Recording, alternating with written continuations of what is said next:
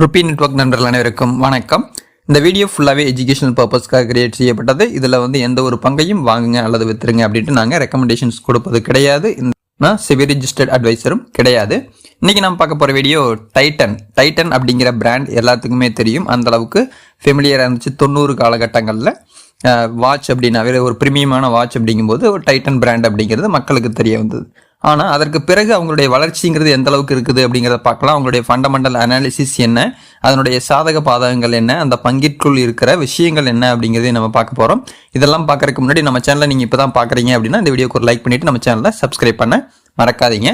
1984ஆம் ஆண்டு துவங்கப்பட்ட இந்த Titan brand Tata group and TIDCO, அதாவது தமிழ்நாடு இண்டஸ்ட்ரியல் டெவலப்மெண்ட் கார்பரேஷன் மூலமாக இந்த நிறுவனம் தொடங்கப்பட்டது. 1990 வாட்ச் அப்படிங்கிறது தான் சொல்லுவாங்க. ஜுவல்லரி பற்றினா ஒரு பெருசாக இருக்காது. இப்போ அவங்க மார்க்கெட் லீடர் எதில் இருக்காங்கன்னு பார்த்தீங்கன்னா ஜுவல்லரியில் தான் மோஸ்ட் ஆஃப் தி கான்சன்ட்ரேஷனுங்கிறது இருக்குது. அடுத்தது வாட்சஸ்ஸு அண்ட் ஐவேர்ஸ், இதில் எல்லாமே அவங்க கவனம் செலுத்திட்டு இருக்காங்க.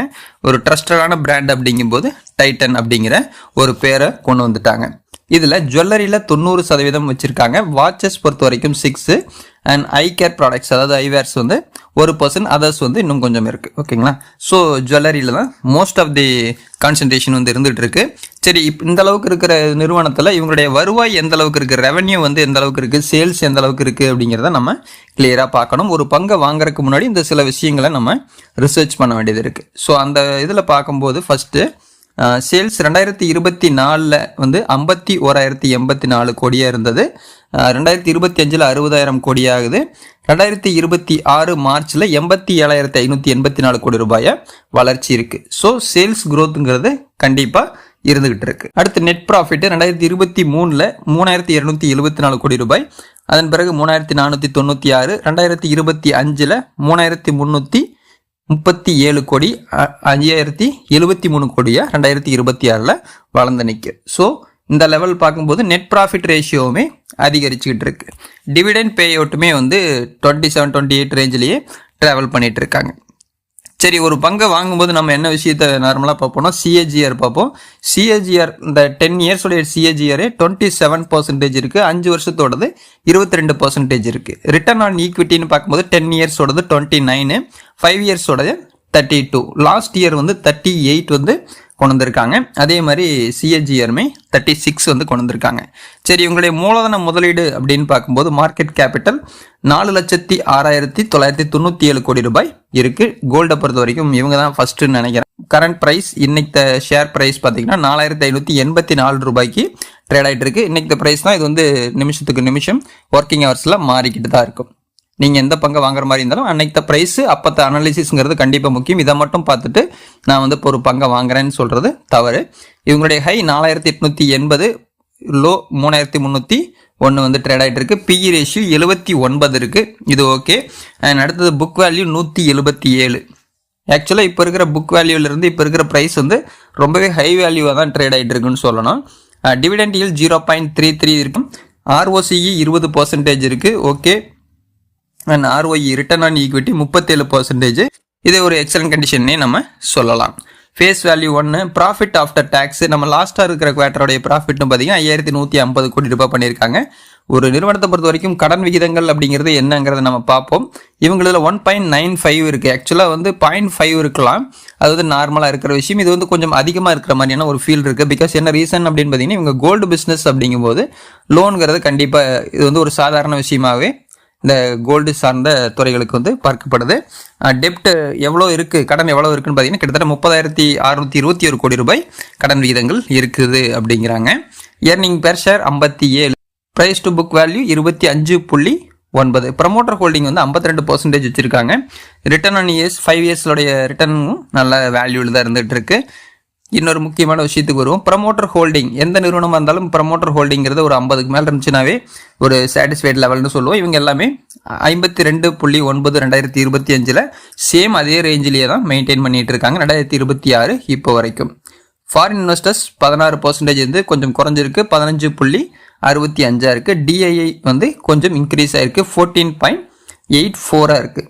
கவர்மெண்ட்டுக்கு பார்த்தீங்கன்னா இதில் 0.19% கவர்மெண்ட்டு கூட இருக்குங்கிறது ஒரு ஹைலைட்டான விஷயமா பார்க்கப்படுது. பப்ளிக் கிட்ட இருக்கிற பர்சன்டேஜ் ரேஷியோ 16.76, அடுத்தது கொஞ்சம் குறைஞ்சிட்டு வந்து 16.34 இருக்குது. ஒரு இன்ட்ரெஸ்டிங்கான ஃபேக்ட் நம்ம வழக்கம் போல் சொல்லுவோம்.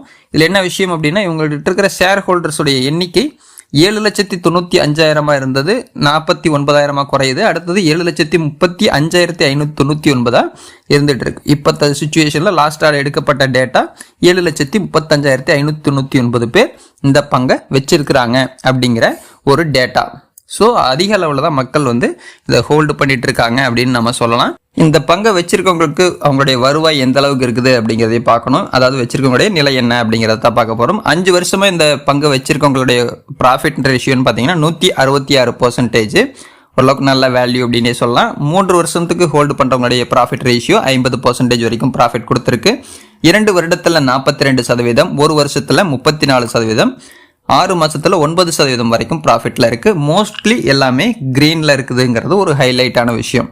ஸோ மோஸ்ட்லி வந்து பார்த்திங்கன்னா இதுக்கு முன்னாடி நம்ம அனலிசிஸ் தங்கமயில் ஜுவல்லரி கொடுத்துருக்கோம், இந்த மாதிரியான நிறுவனங்களுடைய டேட்டாஸ் எல்லாமே கொடுத்துருக்கோம். பார்க்காதவங்க இருந்தீங்கனாலும் நம்மளுடைய வீடியோக்களை செக் பண்ணி பாருங்கள். இந்த பங்கினுடைய சாதக பாதகங்கள் என்னங்கிறத பார்ப்போம். இதில் வந்து ப்ராஃபிட் ரேஷியோ பொறுத்த வரைக்கும் கன்சிஸ்டண்ட்டாக க்ரோ ஆகிட்டு இருக்கு. And return on equity 3 years ratio பார்க்கும்போது கிட்டத்தட்ட 34.4 இருக்குது. ஒரு நல்ல எக்ஸலண்ட்டான ரெக்கார்ட் தான் வச்சிருக்கிறாங்க. கம்பெனியுடைய டிவிடெண்ட் வந்து 27.9%ங்கிறது ஓரளவுக்கு சாட்டிஸ்ஃபைடான லெவலில் தான் கொண்டு போயிட்டு இருக்காங்க. மோஸ்ட்லி எல்லாரும் டிவிடெண்ட்டை வந்து எதிர்பார்ப்பாங்க. மக்களை பொறுத்த வரைக்கும் ஷேருடைய விலை ஏறுதோ இல்லையோ ஆவரேஜான ஒரு இன்கம் வேணும்னு நினைக்கிறவங்க கூட இந்த டிவிடெண்ட்டை பேஸ் பண்ணி இருக்கிற சில பங்குகளை வாங்குவாங்க. ஸோ அப்படி பார்த்தால் கூட இது வந்து ஓரளவுக்கு ஓகே தான் அப்படிங்கிறாங்க. மீடியன் சேல்ஸ் க்ரோத்துமே 10 வருஷத்தோடது 22.1 இருக்குது. கன்சிஸ்டண்ட்டாக எல்லாமே ஆவரேஜாக நல்லா போயிட்டு இருக்கு. பட் என்னன்னா மைனஸாக எனக்கு தோன்ற விஷயம் கொஞ்சம் டெப்ட் இருக்குது. அண்ட் இன்னும் வந்து இவங்களுடைய காம்படேட்டர்ஸ் வந்து அதிகமாகிட்டு இருக்காங்க. இப்போ ரீசெண்டாக சில இஷ்யூஸ் எல்லாம் போயிட்டு இருக்கு. ஸோ இதெல்லாமே சால்வ் பண்ணாங்க அப்படின்னா இன்னுமே வந்து இவங்க டெவலப் ஆகிறதுக்கான பாசிபிலிட்டிஸ் இருக்குது. அண்ட் இவங்களுடைய நெகட்டிவ் அப்படிங்கிறது, இந்த பங்கினுடைய நெகட்டிவான விஷயம் அப்படின்னு பார்த்தீங்கன்னா, நான் ஆல்ரெடி சொன்ன மாதிரி இந்த பங்கினுடைய விலை ரொம்ப ரொம்ப இருக்கிற புக் வேல்யூவோட அதிக அளவுக்கு ட்ரேட் ஆகிட்டு இருக்கு. ப்ரைஸ் ஓரளவுக்கு இறங்காமல் வந்து இதெல்லாம் பை பண்ணுறது தவறு. கொஞ்சம் இறங்கினதுக்கு அப்புறம் கன்சிடர் பண்ணலாம் அப்படிங்கிறது என்னுடைய ஒப்பீனியன், நான் நினைக்கிற விஷயம். உங்களை வந்து நான் அப்படி சொல்ல, நீங்கள் வந்து என்ன பண்ணுறனாலும் சரி ஓன் அனாலிசிஸ் அல்லது செபி ரிஜிஸ்டர்ட் அட்வைசரை கான்டாக்ட் பண்ணிவிட்டு பண்ணுங்கள். அண்ட் மற்றபடி வந்து வேறு எதுவும் கிடையாது. அவ்வளோதான் இந்த வீடியோ அப்படிங்கிறது. இந்த வீடியோ உங்களுக்கு யூஸ்ஃபுல்லாக இருந்துச்சுன்னா லைக் பண்ணுங்கள், உங்களுடைய ஃப்ரெண்ட்ஸ்க்கு ஷேர் பண்ணுங்கள். மீண்டும் அடுத்த வீடியோ சந்திக்கலாம். நன்றி, வணக்கம்.